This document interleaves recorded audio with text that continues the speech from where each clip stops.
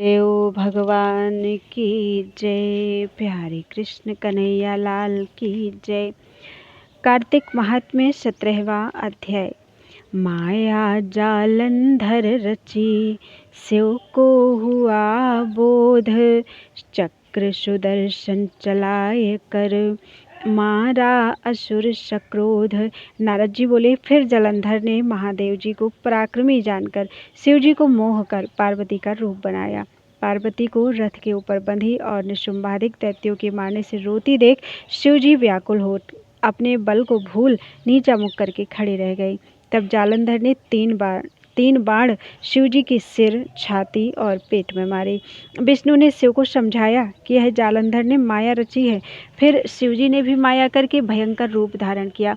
महादेव जी का अति भयंकर रूप देखकर कोई दैत्य उनके सामने नहीं ठहर सका और वे 10 दिशाओं में भाग गए।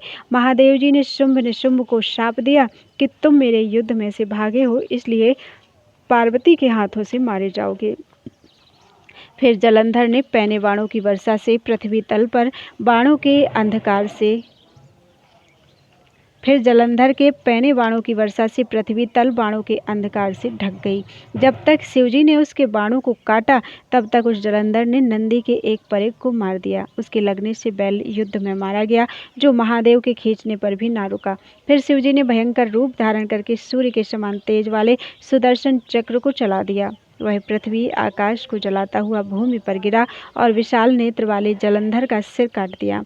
रथ से उसका शरीर पृथ्वी को शब्दायमान करता हुआ गिरा और उसका तेज शिवजी में लय हो गया। ब्रह्मादिक देवताओं को यह सब देख आनंद हुआ। शिवजी को प्रणाम कर देवता बोले, हे महादेव, आपने देवताओं की शत्रु के भय से रक्षा की है। परंतु एक बात पैदा हो गई कि विष्णु वृंदा की सुंदरता से मोहित होकर उसकी चिता की रज में स्थित हैं। अब हम क्या करें? रुद्र बोले, हे देवताओं, विष्णु का मोह दूर करने के लिए तुम योग माया की शरण जाओ, वह तुम्हारा कार्य सिद्ध करेंगे। नारद बोले, तब भूतगणों समेत शिव अंतर्ध्यान हो गए और देवता योग माया की स्तुति करने लगे, जिससे सत, रज, तम ये 3 गुण पैदा हुए और जिसकी इच्छा से संसार की उत्पत्ति और नाश होता है और जो प्रकृति 23 भेदों द्वारा संपूर्ण जगत में वर्तमान है, उस भक्त वत्सल को हम बारंबार नमस्कार करते हैं। तब देवताओं ने चारों दिशाओं में फैल रही ज्वाला को आकाश के बीच में देखा। उसके बीच में आकाशवाणी हुई, वह देवताओं ने सुनी। शक्ति बोली, मेरे बीच में गौरी, लक्ष्मी, सरस्वती, इनमें रज, तम और सत्व 3 गुण हैं।